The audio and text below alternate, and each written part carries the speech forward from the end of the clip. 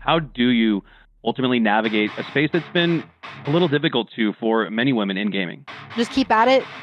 Don't give up. It can be hard. Like sometimes it could probably feel like everyone's against you, but you just have to honestly keep grinding, keep going. You will find people who support you. You will find people who will be there to help you. You will find people who believe in you. I don't know how many girls have probably given up because they speak and they're already being ridiculed or whatever. You can still talk down on us, but we're here to play and we're having a great time doing it. And that's a lot of what Women of Halo is right now. Is we're so community based at this point that I feel like a lot of it doesn't faze us. And sure, it gets a little bit annoying, but we have so much support from one another that we're kind of here to stay. If you're getting into Halo, Women of Halo is here for you. We're all here to be for you, to help you, to support you. I mean, that's what this is about, right?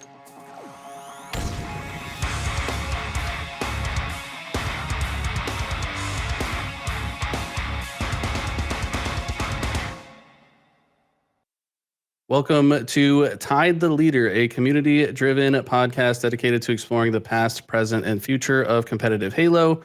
I'm Eli. Joined alongside me in every episode is Makowski. Our guests today have built a community by women for women in the Halo community. They have both been competitors in their own right for many years in Halo and have made a massive impact on the gaming scene. Please welcome Veronickuh and Biittersweet. Hello. Hey guys, how's it going? I'm doing great, man. This is a lot of fun. You guys were top of our list from the community that we wanted to start looking at. We've done a lot of the pro players, Lucid, Formal, all that, but we want to hear from y'all. And we want to talk about the Women of Halo, but before we get into some of the awesome work you guys are doing there, we like to talk about everyone's origin story. How did you get into gaming? How'd you get your gamer tag? We'll start with you, Veronickuh.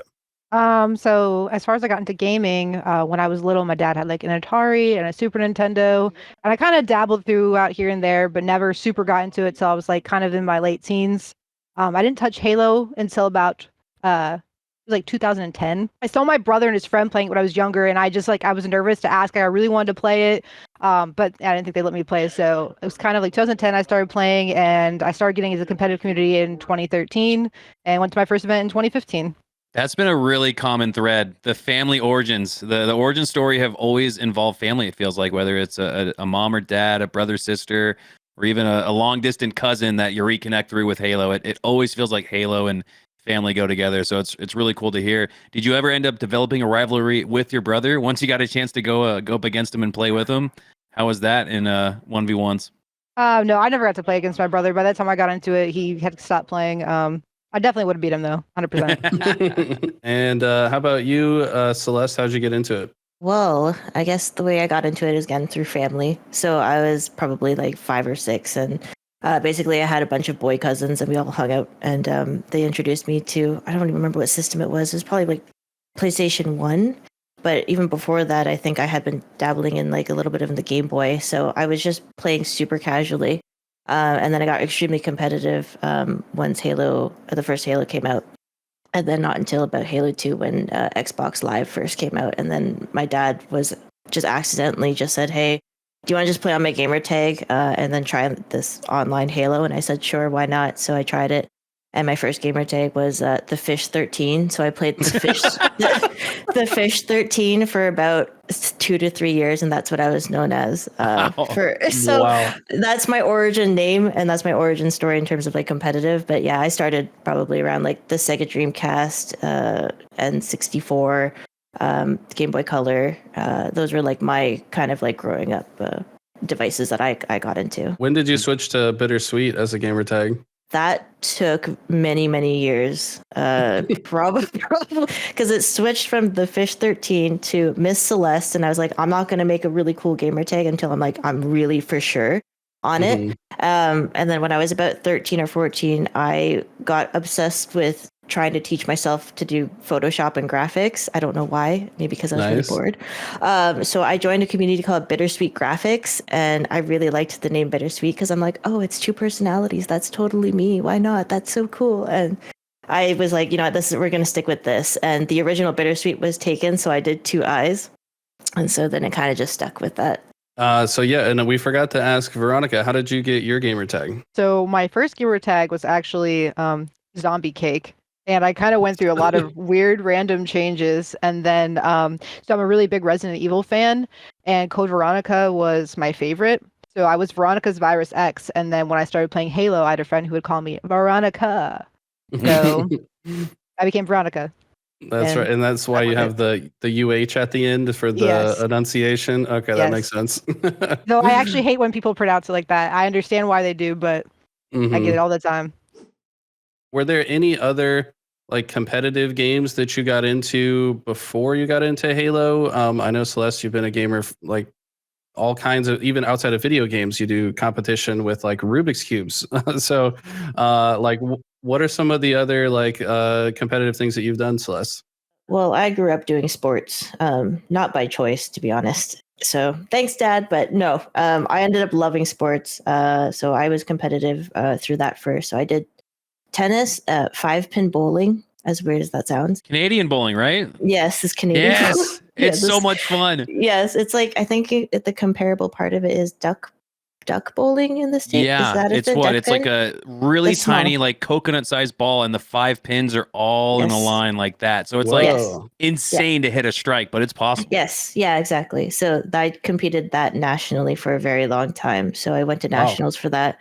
I competed in tennis and competed in states basically, and then I did baseball. So I traveled to baseball tournaments all throughout my state, and then competed in band. So those were like probably my core competitive games that I got into, sports that I got into before I actually got into competitive gaming. Yes, I did Rubik's Cubes like in the middle of it when there was like a little lull when I was kind of trying to figure out whether I wanted to still compete in Halo or not. I went into competitive Rubik's Cube and tried to dabble in like Call of Duty, as well as I think like Dance Dance Revolution, Guitar Hero. Those were like, those are like the ones that I mostly grew up on. So I can actually relate to that a lot because I mean I've done all kinds of stuff too. I did the FFR, which is like DDR but for your hands. Oh, I remember that. Yeah, that was like 15 years ago. Yeah.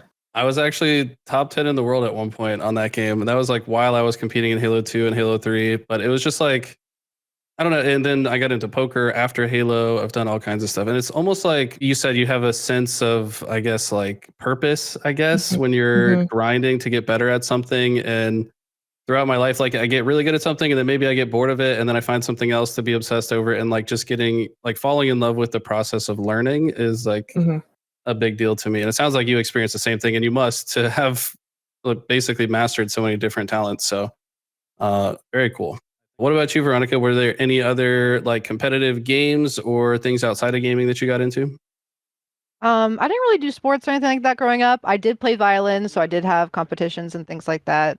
Halo was my first esport, and I was not good at games before. And going from like playing really casual Halo to the first time I ever played like an actual like competitive custom lobby, the difference was like insane. So then I just became like I don't want to be bad. Like I want to get better. So I was very, very driven to improve. And then in between Halo, I kind of dabbled a little bit in between things. Like I tried doing some of the FPL stuff in Call of Duty. I played a couple like online Overwatch tournaments. Not too long ago, I think 2022, I switched to Apex and I did some of the ladies tournaments there. But mostly Halo driven. Love to see the wide range of competitiveness between the two of you. I did want to ask a little bit, since we talked about the Rubik's Cubes, what made me think of it is the King of the Nerds show. And I feel like at this point, you've probably talked on 20 different talk shows, maybe more about the experience. Maybe you're tired of talking about it, but for the people that don't know, I guess like tell us a little bit about your experience on King of the Nerds and how like Rubik's Cube solving actually helped you in the competition. So there was a TV show I was on back in 2013. So it's over a decade ago. The way that kind of even happened was kind of just by chance. I remember it was on my birthday and I got an email saying that someone had noticed me when I was traveling across Canada for video games and said like I own like a kind of player management company where they asked me if I knew someone that played video games but also had like a secondary skill. And my secondary skill that he had proposed to them was my Rubik's Cubes. So I kind of had just naturally got into that because the person that I was dating at the time was like the first or second fastest in Canada. And then so I learned from him, and basically I would try to learn to be faster. Originally it was like about 3 minutes, and then I was like, I need to get like under 30 seconds. So I just super focused on it for like 4 or 5 months, and I did that, and it became like, I went to Rubik's Cube competitions just for fun. Actually, it wasn't to take it too seriously, because again, I'm pretty aware of like my threshold where I go, I don't think I can get past this being that good, so I'm not going to invest the time. So King of the Nerds, like they noticed me, and then they told me to throw in an audition tape. So I threw it on audition tape, and I got contacted to fly it out to basically California. And I got put into hotel jail, which is they lock you up in hotel for like 5 days. You're not allowed to leave it. And then anywhere they take you, they blindfold you. So you have to like, so you're in a car, you're with the other contestants, you can't say a single word, and you're blindfolded. So it almost generally feels like you're being kidnapped, but you don't know anything about the show. Yeah, I know nothing about the show. I just knew that it was about a nerd competition. So I'm like, oh, it's going to be other gamers. It's going to be like all of us competing in video games. Kind of at the time, I think, if you know what WCG Ultimate Gamer was, like, the World Championships. The end result, Team Canada won in 2008. I want to say it. They had a reality show called WCG Ultimate Gamer where they had a bunch of gamers compete to be the champion. So I was like, oh, it's going to be that show. No, it wasn't. I showed up, I'm blindfolded. They're like, take off the blindfold and walk down that aisle, and then we're starting the filming. I was like, oh, this is insane. So I walk down this aisle, walk up to the fountain. I'm just like looking around, and there's like 10 other people. And then I see the 2 hosts, and I'm like, wait a second, I recognize those guys. And then they're like, you're here to compete against your other fellow nerds who are like scientists and hackers and whatnot, and board game people. And you're competing for $100,000. And I was like, this is insane. This is not what I expected. And so I was locked in a house for a month straight, and I had to compete in a month straight against challenges against each other. And then I ended up being the last one standing. And the Rubik's Cube part, believe it or not, it didn't help me solve anything in that competition. So I think it helped me to intimidate people. Other than that, I don't think necessarily like solving the Rubik's Cube helped me at all in that. It was all just very social, very, how do you navigate a reality TV show and try to beat your opponents? So I was kind of like, okay, we're locked in, because I watched Survivor, I watched Big Brother. Sounds very similar in that way. Yeah. It was the exact same, except a bunch of nerds. So yeah, it was great. It was a great experience. When was it that I think you said your first event was in 2015, Veronickuh. How did you get into it? Tell us about some of those early days. Who'd you team with and all that? So yeah, when I first played Halo, very, very casual. And I started, like, I think I found on YouTube, it was like MLG videos. T-Squared, I saw the Ogre Twins, and I was like, oh, there's tournaments. And unfortunately, I missed out on all of the cool tournaments and stuff that would have happened because I was in Ohio. So I missed all those Columbus events. No. Yeah. So I could have seen the Ogre Twins right up in personal. I know, right? During Halo 4, I didn't go to any lands, and it was kind of there were tournaments. I was going to go to some, kind of fell through.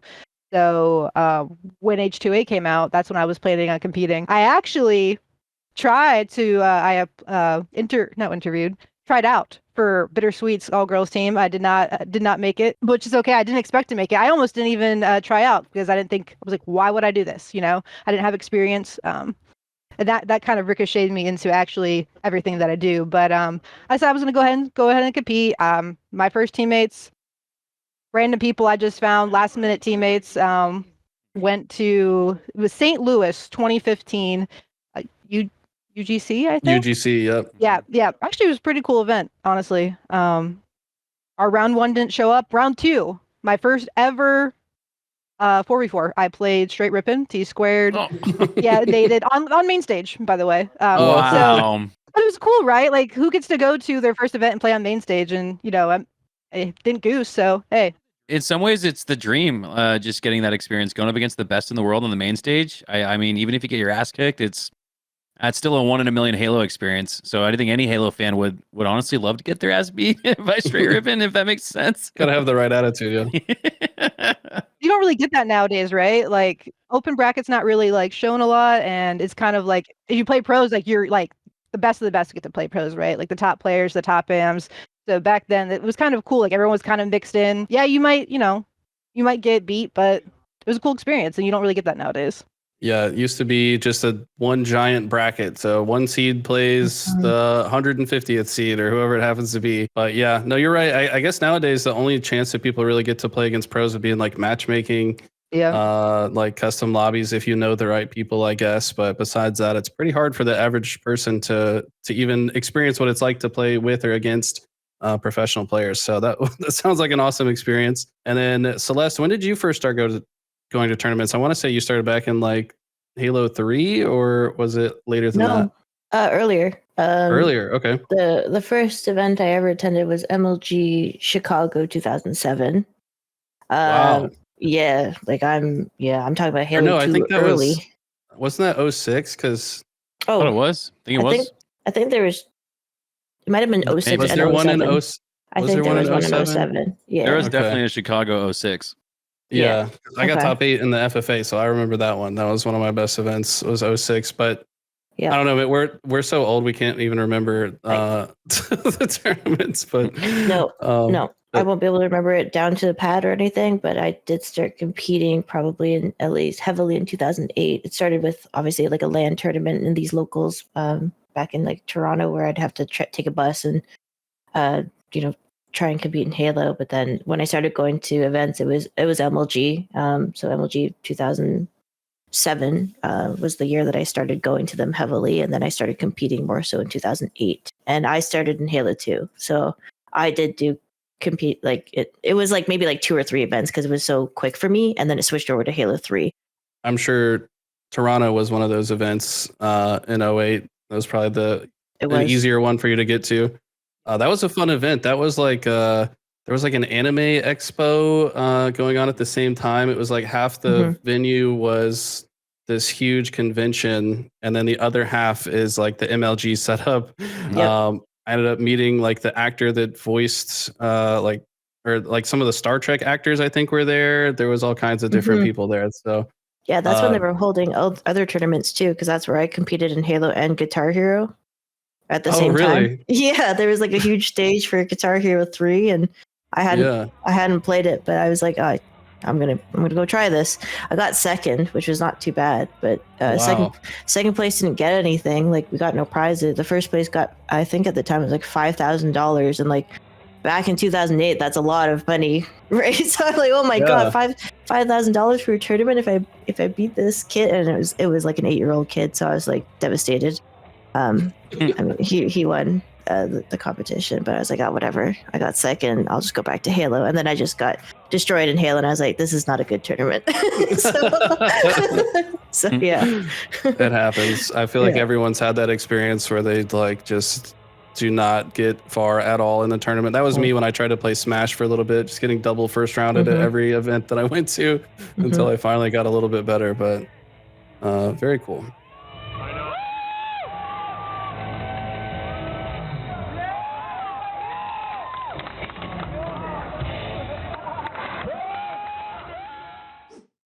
So you were competing way back in some of the very original early days of competitive Halo. People like Xena, Golden Girl, Smiley Girl. You two are legends in the Halo space, but these 3 are pioneers and really some of the OGs. What's your recollection of that, and how did they maybe inspire you today?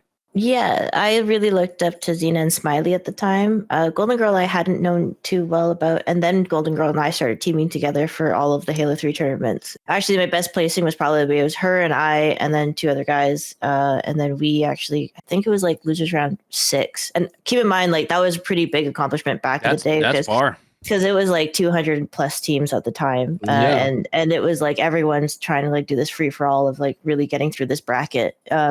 So that was really big for us. And I think also we had teamed both in Halo 3, and then we tried to do it in future Halos, and then she kind of stopped competing, I think, for a very long time. If you actually find it on YouTube, which I hope it's taken down at this point because I was it's so awkward. But me and Xena did a whole segment together where we had to play against each other for a tournament, and it was in Halo 2. So I had met her. I would like really looked up to her, and then Smiley came around, and then they kind of pioneered women in gaming, and that's kind of where I was aiming to kind of go at the time with do it in Canada, but we just didn't have many events in Canada, so it was a little bit tougher. I teamed with Xena at New York playoffs 06.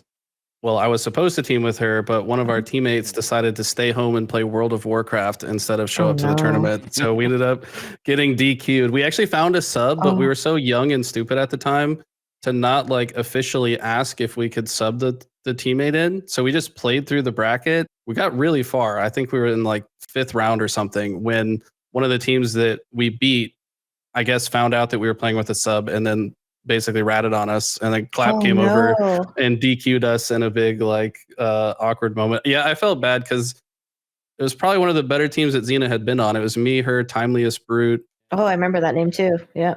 Yeah, and Rudy Reborn, but Rudy didn't show up, so we picked up a guy named Crack Pants at the tournament. What a great gamer tag. Who actually wasn't that bad.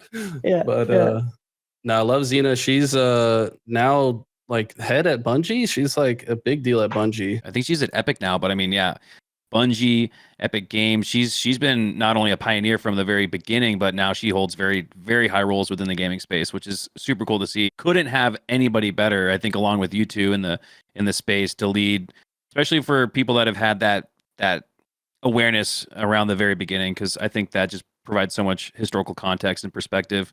Veronickuh, speaking of the historical beginnings, talk to us about the early days of your involvement with Women of Halo, how this got started, what was sort of the early rallying cry behind it, and how far you guys have come since then. So we didn't officially become Women of Halo, or Women of Halo didn't exist until Infinite. So prior to that, I just kind of started, I guess it was sometime after Halo 2 anniversary. So like I said, I was new to competing. I'd never been to an event. H2A was coming out, Master Chief Collection, and Biittersweet and Golden Girl were a team of 2, and they were running games for their all-girl LAN team. Like I saw the tweet, I was like, oh, that's really cool. I thought it was really neat, but they were trying out on Halo 3 because at the time the Halo 2 servers were down, MCC wasn't out yet, so your only way you could really play H2 would have been like H2 Connect. So they did try out in Halo 3. I didn't know Halo 3. I didn't know the times, the call-outs, or whatever. And I was like, why would I try out for this? I'm like, what's the point? I'm not going to get picked. And then somebody actually tagged me in it, hyped me up. I'm like, you know what? Why not? What do I got to lose, right? So I got on, I practiced with them, I played every day. I had someone reviewing my film, I was learning the times. I didn't get picked, and that's okay, you know, right? Like other people who had been more dedicated, played longer, they got picked. In turn, I said, well, I'll make my own girl team. So I put out a tweet, and someone tagged me in Exo Domino. And we became like best friends. We became a duo, we grinded, we played all the time, but we just, at the time, I only knew like maybe 20 girls. And so it was hard finding girls who had like the right mindset, the attitude, the skill level. I said, there has to be more girls out there, more girls who want to grow, improve. And I just kind of started reaching out on Twitter, Twitch, Xbox, even Halo Waypoint, gathering girls. And then I started hosting 8s. And then we went from 8s to Dom and I hosting a tournament. And kind of from there, different people got involved. And in 2016, FPL, which is the Female Pro League, they came in and they had a Halo League. So we actually had an all-girls Halo League during Halo 5. And that ran for about April to July of 2017 at Halo 5. I actually teamed with Celeste. We got second under the org excellence. And then from there, it was hosting 8s. Domino helped. Cutie, a couple other girls, Dreamy Dream. We ran a couple tournaments. And I think our biggest one for Halo 5 was the last one before Infinite came out. I was doing a draft tournament, and Minx was helping me. LVT got involved, and then version 1 got involved, and we had this kind of big prize pool. Lady Akina got involved, and that's when we made the Discord of Women of Halo. And we kind of just had a good start at the beginning of Infinite, and we actually had a 70-team ladies 2v2. It was the most girls we've ever had. It was like 140 girls. It was like a 1.5K prize pool. Akina and I actually casted ourselves. We didn't take a break. We casted for like 12 hours straight. What? Never casted before in my life. Oh. The Discord blew up, right? The Discord blew up, and then other different groups, they started hosting tournaments. And then we actually had the LSPS, which was the Lady Spartan Pro League, or Pro Series, sorry. And it was a league in Halo Infinite. And I helped run that with Brute. He used to work with E United. Eventually, I kind of drifted away, honestly, from the community a little bit. And that's when Generic stepped in. She took over the community role. She started hosting 8s, welcoming girls in. She came up with the logo. And then she's coming to me with all these ideas, and it kind of reignited my passion. And so we just kind of started going hard, got involved with Hydra. And then I was like, you know what? I think we need more, we need more people. So then that's why I reached out to Celeste, Domino, and here we are. So the executive team, just to recap, it's the two of you, Celeste, Veronickuh, Generic, Exo Domino, and Lady Echidna. Echidna, that's right, of course. Yep. Yeah, and I know she's been around. I mean, all of you have been around doing these Lady 8s for a long time. It's so cool to see the kind of revival of it recently. Now you guys are doing 8s a lot. You've got the whole Discord set up. And then we actually just recently had the complexity tournament. So Yes. let's talk about that. What a cool event. So essentially there were teams of 3 ladies drafted by you guys. They were kind of like handpicked almost after the application process to be balanced and fair. And then they drafted their pro team captain. We had like Druck, Ryanuh, Piggy, all these different guys. So talk to us a little bit about that. How did all that come to be? I can't remember where it first started. So Generic did get involved. She actually won a some type of giveaway to go to the complexity Yeah. I don't know, esports thing, and I'm not sure if that's where it started or not. Maybe that's where it was. But like I said, we had been picking up traction. We had been doing these events. People just kind of started reaching out to us, wanted to get involved. They liked what was going on, and Complexity wanted to do a tournament with us. We thought it'd be a really cool idea to get girls and pros kind of involved. We haven't had an event like that before. A really good opportunity to get the pros involved with the girl scene. Girls get the opportunity to play with a pro player. We decided the best way would be to try to handpick the team based on ranks, based on placings, based on what we know of the girls. It was really hard. It was very hard. The picking process was hard. Picking the teams was hard. It was a really good time. Whole application process too, right? You guys, Yes. I think Jen told me it was like 300%. You guys got 100% of the amount of applications than you actually could select. So that was probably pretty tough for y'all to, because you don't want to exclude people, but you kind of have to for that kind of tournament. Well, I think it originally started as only 8 teams were going to be formed, and then we tried to push with Complexity, say, can we do 16? Like, we really want to do 16. If we could, obviously, we wanted to include everyone. But because of the limitations, and it was very dependent on how many pros were available at the time as well, and a lot of them were already had other obligations and all that. So we ended up being able to do 12 teams. So the application, as Haley said, it was really tough. Like trying to do a draft tournament where you're trying to balance everyone and understand each player the best you can and try to satisfy every condition you can. It's extremely difficult. But I think the end results of it turned out really, really, really well. For the most part, I think all of us were really happy with the turnout, not even that, but the feedback that we got back as well. So it really turned out great, and I hope we can do more tournaments like that. With 10 seconds left to secure this tournament win, Jolly. They gotta stop it. This is the last chance. Making a move is the only opportunity that Awuga has, but they stop C. They start to capture C, and it's not enough. A last-second stall out. Awuga was looking so primed and ready.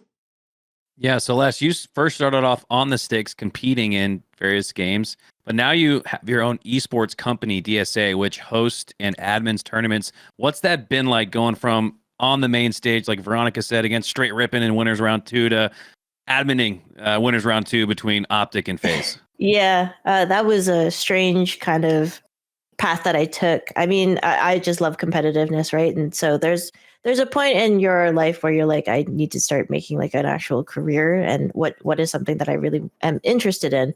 And I knew I always wanted to work into video games. I just didn't know what. Like I tried to go to school for computer science because I wanted to program the video games. Then I also wanted to get into graphic design and start, animating and all that kind of stuff. So I think it just accidentally happened where I was adminning a Halo tournament because someone just asked me that they needed someone to admin. And I was like, well, I know the game. Sure, why not?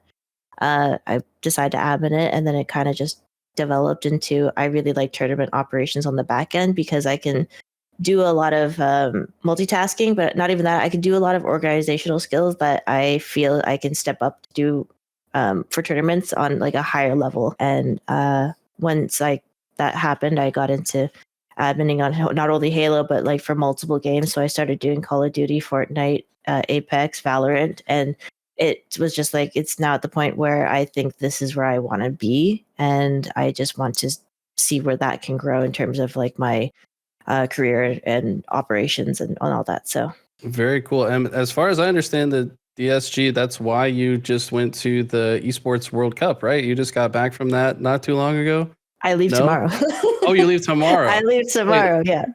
Yeah. Wow. What was I thought you were just at something else though. I'm everywhere. Yeah. So How do you fit the time in to admin community grassroots tournaments that may not even have a prize pool? I mean, you are in the trenches, you are in the mix, whether it's for a $25 million prize pool or 25 cents. Talk about what you're crazy. Like talk about why you do that. What I'll do is there's pockets of time. So like when I'm traveling and I'm like prepping for a tournament where it's like, okay, I go and set up, but like, you know, for a weekend, LV2 always approaches me and they're just like, hey, are you available for this? It's just a community. I'm just like, you know what? I can build out this tournament. And if I sit here for the next 14 hours, I can do it. I will sit there for 14 hours straight and I will build out a tournament. That's what happened with the Forge Hub tournament that I just did. I got approached for that last minute and they said, look, it's new. Like we were recommended you. And I was like, yeah, sure. Like I've got like one day during this travel. So I'll sit on my laptop like in a hotel room and I'll run a tournament. That's kind of how I did the complexity tournament too, is I before I left, I spent probably 40 hours trying to devise that tournament. And then when it became the actual tournament, I sat in my hotel room all day and I just split that between that and going to the convention that I had to go work at. So I did so I did like both, but I just I like, because I love Halo, right? Halo's like my baby. It's like it's my game. It's been so integrated into my blood since I was like 12 years old. And now I'm turning 35, right? So it's like more than half my life. So I'm like, I can't really say no. It's hard. It is really hard for me to say no to someone if they ever ask for any help in Halo. Dude, can I just run through a brick wall real quick? Because like, man, that was, yeah. Wow. I will say that it was so clear the difference, and I don't want to throw anybody under the bus, but like the first Forge Hub tournament to this last one, the upgrade was insane. Like the actual like series layouts were well thought out, and like that. Yeah. A lot of people that watch these podcasts, by the way, are probably people that just watch the tournaments. They want to watch the best players in the world compete. Like, you know, we're the guys that are casting whatever, but they don't really know what goes on behind the scenes to like make all of this stuff happen, which like you've got to like just coming up with a series of game types for every single round that makes sense so that people don't play repeat game types. So like if your winner's round 2 and you lose, you don't want to accidentally have the same game types for losers round 3 where they're going to go next. Like, yeah, that's that. And people don't know that, but for me to build up a map rotation to my expectations, it usually takes me about an hour and a half to 2 hours to sit down and like to sit at it. Because with Forge Hub, for example, the way that was going to work was they were just going to do the same game types over and over again. So you know how it is if like the same map. So if you had 1 map, 2 map, 3 map, 4 map, 5 map, that's your best of 5 series, but they keep going and it's just the same every single time. And I'm an advocate where it's like, you need a rotation just for the player's sake, the player experience. You need them to not be bored with the same game type. So and the viewer experience too. I mean, the viewers don't want to watch the same map. Like you said, Eli, it really makes a big difference when you have an admin like Celeste in the mix, because you're looking at taking away maybe an hour or 2 of everybody's time that would have otherwise been wasted if things aren't running smooth and flawless. So it's a huge deal that a lot of people don't think about when they just pull up on a Sunday morning at 11 a.m. and want to have fun and enjoy their day watching Halo. You just don't think of it, but they deserve all the appreciation. Yeah, people don't understand that the conditions that you want to meet, like for myself, when I sit there and I build the game types, I have a working note session where it's like, okay, so let's say hypothetically I have a best of 5. Let's just say it goes to only game 3, right? It's like if it only goes to game 3, I only want a certain map and a certain game type to be able to show up a certain amount of times per tournament, but try and keep it balanced where that game type shows up the same amount as like a strongholds versus a flag versus like, you know, King of the Hill. So I will sit there and I will look at like a best of 3 versus a best of 5. And I'll say, okay, wait, those last 2 game types aren't going to get played. Let's just go to the first 3. I can't have it repeat the here, but then in winners round 2, they drop to here. So they can't have the repetitiveness here. And then I'll do like color coding where it's like, I see where everyone drops and how many game types they will play a certain flag or right. So a certain thing isn't overplayed, and people don't understand. Like I am very like problem solving. So I will sit there for about 2 hours to perfect like a map rotation. It's a lot. It's not just me just adminning or watching Halo, just sitting here going, that's cool. It's it's me really like trying to build something that is also good for production. And I do the run of show most of the time too. So I will pick the games being like, okay, I think these skill sets from these teams will be the most like entertaining. And I will interject it most of the time too, unless production obviously is like, hey, I really want optic and phase. It's like, yeah, of course, makes sense. Okay, here. You were kind of guiding the show because you were DMing us like, hey, this would probably be the best series to watch. And then it was like every series that you picked ended up going to a game 5 because you just, I don't know. It's really cool to see like how much that level of experience pays off. And it's fun listening to you break down the game type rotation because it is like solving a puzzle. Or a Rubik's Cube. Yeah, you're like Rubik's Cubing. It is. It is. I mean, from the outside looking in, it really does feel like the adminning job and all this work that you put in is often a thankless job. Like you said, the players, they just show up in the Discord and they're like, hey, when's the match start? Hey, why is it late? You know, they're just like instantly complaining. They don't understand like how much work got into it, how many different moving parts are involved. Like, where do you derive your pleasure from since you probably don't get thanked enough, honestly? Yeah. Honestly, it doesn't help that I'm a perfectionist. I am a perfectionist, but because I was a player myself, it means a lot to me to have a tournament that I spend money to, like, let's just say hypothetically a LAN tournament versus an online, but let's say a LAN tournament. I spent money to go travel to have a good experience and to have things built out with the thought of my experience in mind. And that's where a lot of like my building out of a tournament is more so, how do I make everyone's lives easier and more enjoyable? And that's kind of my mentality of what drives me to kind of want to be really passionate about these tournaments and why I really like what I like doing, right? So like, for example, when the casters are just like, hey, do you have like some talking notes? And it's just like, here, let me write down an entire list of all the important things that you can touch base on with some of the players or certain storylines. You see that it just makes their job easier. And I think that's what really motivates me is the people. As cheesy as that sounds.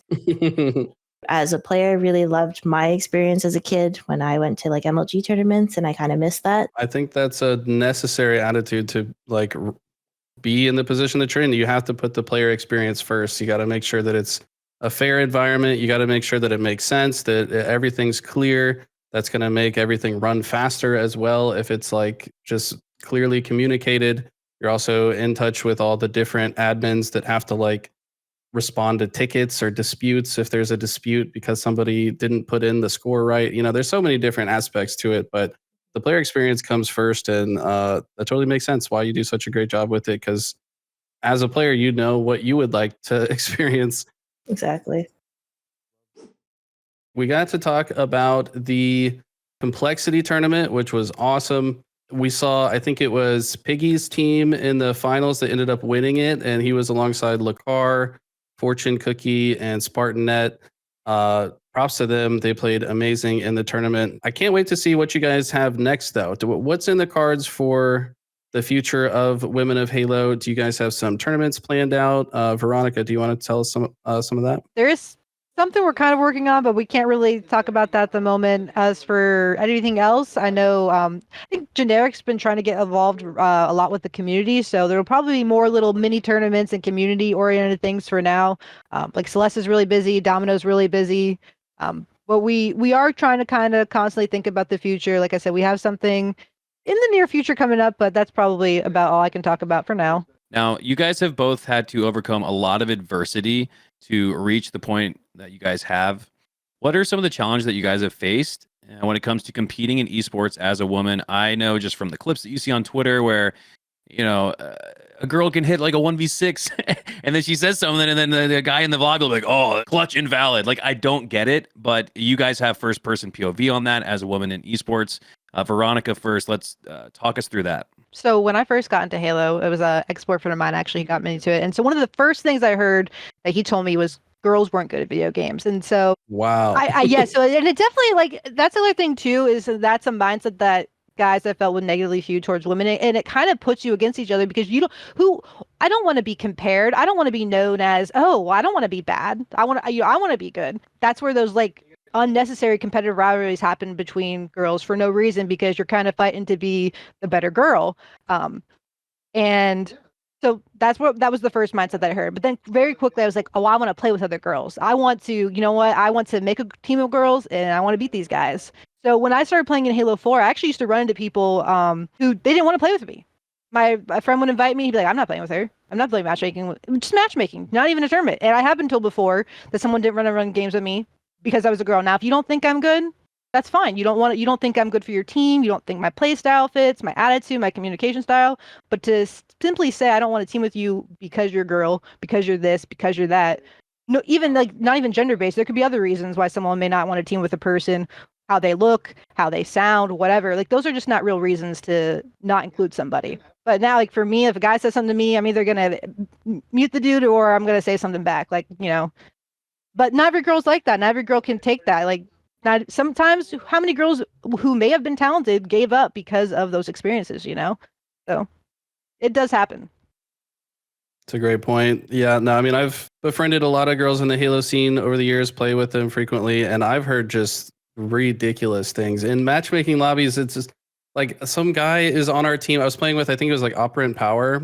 She and I used to play a bit, and some guy on our team, at the moment she started talking, was like, "Oh, great, we got a girl on our team. It's auto loss or something like that." I'm like, "Dude, I had to turn in I usually don't have my mic on in matchmaking because, you know, the ping option suffices in a lot of cases. A lot of people are weird, but I had to turn on my mic and it was like, dude, if you fix your attitude, we can actually win this game. And she's probably going to outslay you if you give her a chance because she's disgusting at this video game. She's and nasty. the guy, like, it's sad that it took me to say something for him to like change his attitude. But then after the game was over, he actually did apologize.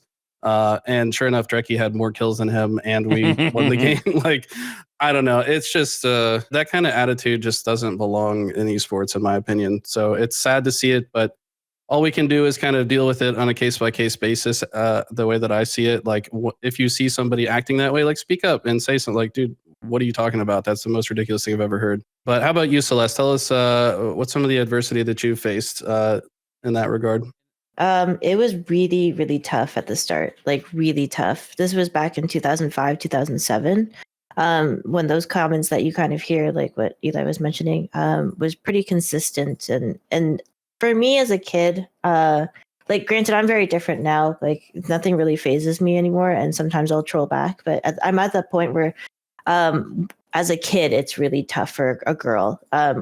Because women, when they have certain expectations of themselves, like for myself, I had a lot of expectations. And that was not only from like me wanting to succeed, but as a female, it's like you don't really know your place in terms of like how you are like as a woman, like in the dating world or like in security wise. Like a lot of us girls have a lot of expectations of the way we look, the way we talk, the way we present ourselves, and that can get judged very quickly, instantly, the moment you speak or the moment you even show your face. And that was kind of how I had felt when I was like in 2006, 2007. The moment I like popped onto the scene, a lot of people didn't necessarily give me the, oh, she's not good at video games. It's why is she here? And that was kind of, it was a genuine concern of like, why is this girl competing? I don't understand. Because it was not common and it wasn't like anything was established yet for how well they would play in the game. And then eventually over the years when they saw that women weren't placing or weren't competing as much, it's just like, oh, they just don't play because they're not good at it. And that kind of like follows you through for a very long time. And my biggest ones at the beginning is that I don't think a lot of people not necessarily didn't think I was good. They just didn't think I took it seriously. And I think that the reason why is because there just wasn't many girls at the time. And so they thought, oh, she just wants to be around like a lot of guys and just hang out with them. And it was very much so attached in that regard for the longest time. And it really sucked because I was such an insecure girl. And I'm sure many women or little girls at that time from the age of like 10 to 17 don't necessarily know themselves and don't know where they fit like physically and like emotionally and all this kind of stuff. And when you kind of put them into that environment, they have to grow up really fast. They either can take it or they can't take it. And that's kind of where I was always back and forth. I was very like, I don't know if I can handle this. This is a lot of spotlight on me for no reason. And sometimes I'm getting comments like I'm in it for the wrong reasons constantly. And I am obviously as a person very much so the opposite. I like to prove people wrong, that like that's not who I am. I don't like to be assumed that's who I am. So I'll show you that's not who I am. And so that's why I kind of dove deeper into the gaming community as opposed to run away. But I like if if I was not that personality type, I could easily see why a lot of girls would just be like, I'm not going to get involved with this. This is too much. And it was like those nasty comments that you hear from guys saying like, I don't know if I'm okay to say on here, but like, just like, shut the hell up. Like, in a more crude way, but like, shut the hell up. You don't deserve to be here, or go back to the kitchen. Like the typical things that you're like, oh, that's so funny to hear, because it's not, they don't actually mean it, but they genuinely meant it back in like early 2000s, because they saw you as like a person that's just not there to take it seriously. So that was part of my growing process with that. It's like I wanted to leave so many times, as sad as it sounds, and it just wasn't my personality too. And I met a lot of good people, and then I joined a female organization, I think in Halo 3, called Team Foxy. And that's when a PMS was developing and stuff. And all those women communities then felt like a safe space. And then started feeling like, you know what, even if they're going to talk bad about us, we have each other. And that's kind of essentially how it's been since then to like now. And that's a lot of like our community as well. It's just like, you can still talk down on us, but we're here to play, and we're having a great time doing it. And that's a lot of what Women of Halo is right now, is we're so community based at this point that nothing really, like, I feel like a lot of it doesn't phase us. And sure, it gets a little bit annoying, but we have so much support from one another that we're kind of here to stay. And it's not as bad for me. I don't feel it's as bad as anymore as it was back in the day. Oh, wow.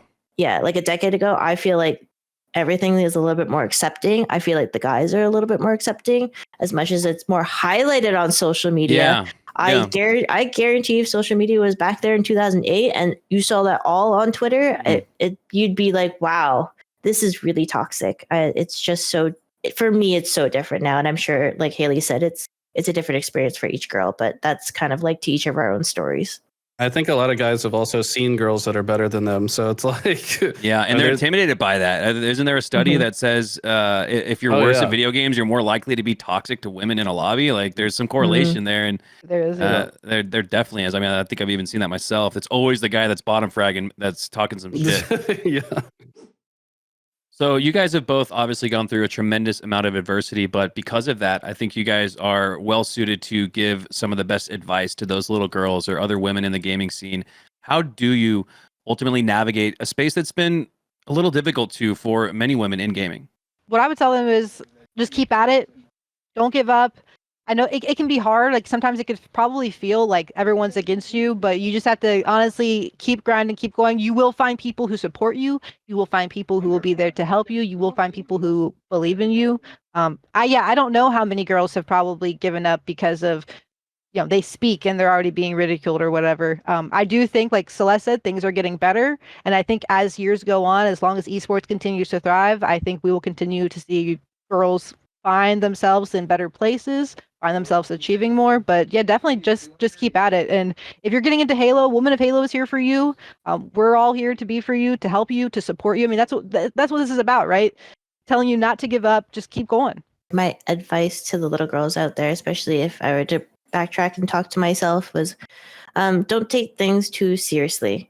And I know it's really easy to say that and it's tougher to actually execute, but when you just kind of follow your own path and you focus on yourself and what you enjoy, you're going to find the right people and you're going to encounter the right people that have the same attitude as you. And I think that is what's going to probably nurture your motivation to still stay in the community or stay like involved or like kind of take those next steps to be like, should I compete? Like, should I try to do this tournament? I think it's having the right support system, because if I didn't have the right people around me, then I probably would have fallen apart quicker. It was like those people that are super encouraging, that like say like, hey, yeah, like come play with me, or like, hey, it doesn't matter like what your gender is, like you're damn good, let's play, like, or you want to grind, let's hop on, right? And I think that's the biggest part of like what Women Halo is doing, and seeking those types of communities, whether it's in Apex, whether it's in Halo, whatever game it is. The right people are there.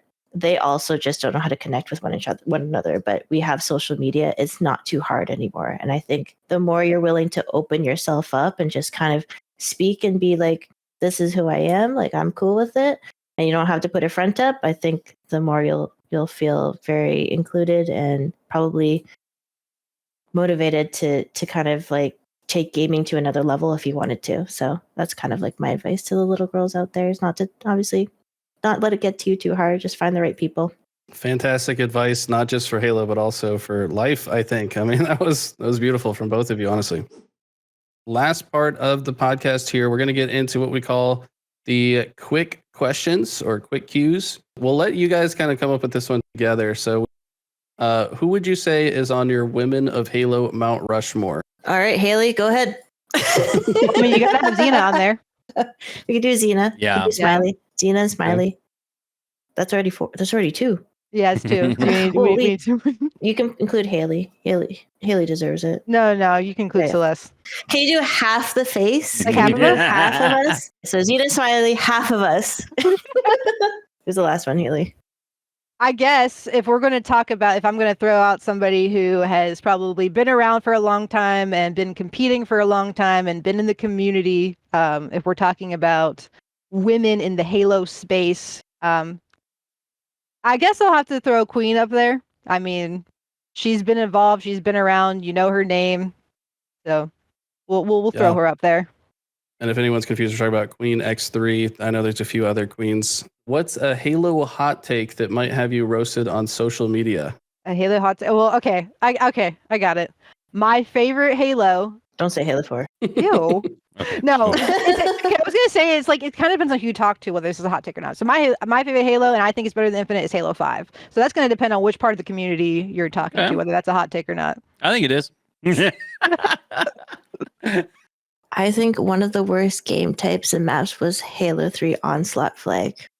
Oh, Thank you. Yeah, to be honest, the easiest spawn trap of all time. You literally just Thank stand you. on one side and you stare, and there's only 3 spawn points. You could be in the Yes. corner, by the Trash dumpster, can, yeah. or by like B1 or A1, depending on whichever. It was like Yes. there was really only 3 places you could spawn, and yeah, I have a clip that ended up making the MLG ESPN top 10 back when that was a thing, where I got back-to-back overkills. But like, Yeah, did you feel proud? I was gonna say, did you feel proud? I mean, Nice I just SWAT spawn clip, killed. nerd. Yeah, exactly. I just spawn killed the team twice in a row. I just top center, just clean up damage. I got sniped down on my right, like damaging everyone. Gunshots in their base, shooting them from the boxes, and I'm just cleaning everything up. Got back-to-back overkills. Like, yeah, that was not a great game type, honestly. If you Thank you. really think about it, but a lot of people would probably disagree.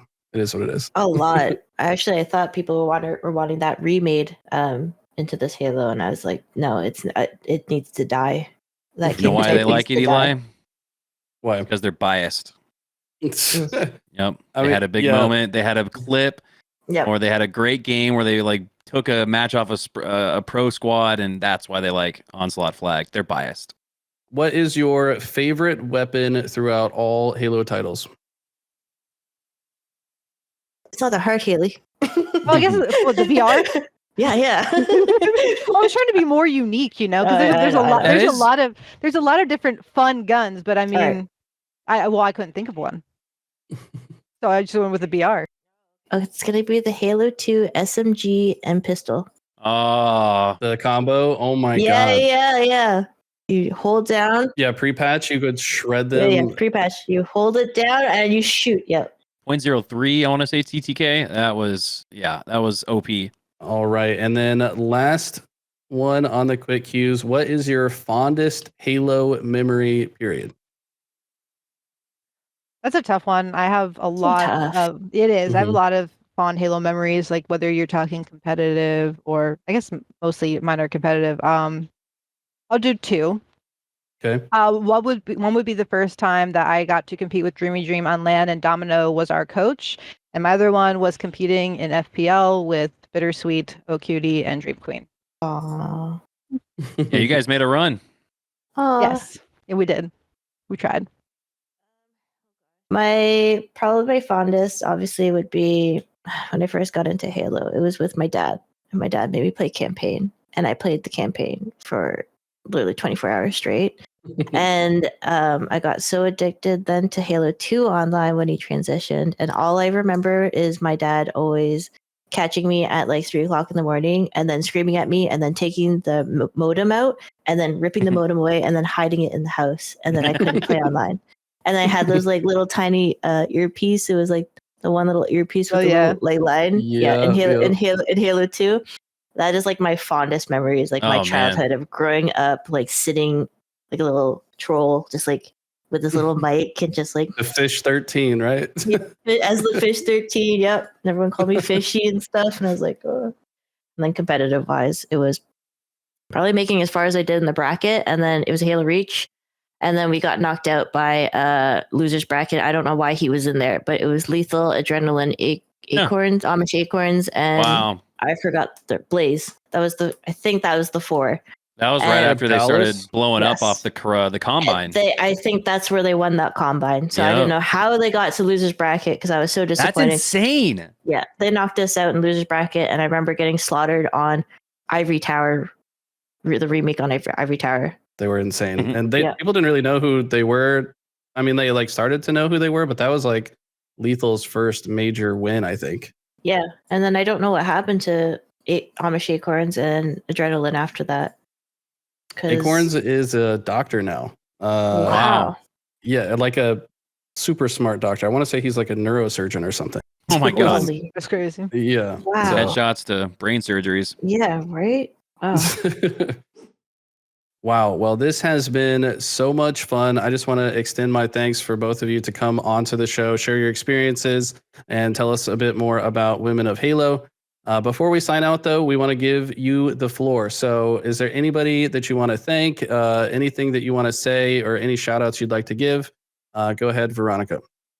I just want to thank my entire executive Women of Halo team, Generic, Exodomino, Biittersweet, Lady Echidna. Thank you for all the support. Thank you for being around, and for everything that you guys have done for the community and for Women of Halo. And I just want to thank the community for supporting us, for constantly pushing us to create more opportunities. So thank you. Yes, big shout out to the community, our team, mostly like all the ladies that have stuck around, and everyone that's kind of helping to grow Halo. I think that's like the biggest shout out that we can give is that everyone that's still sticking around in Halo, and like yourselves guys, like you guys doing a lot of community content, whether it's LVT, whether it's HTS, and everyone's still just getting Halo esports to where it needs to be. I think it's really important everyone gets the acknowledgement they do for all their work, and it's very much appreciated, and everyone's watching, I'm sure, and can see the hard work that everyone's putting into it. So shout out to everyone in the Halo community.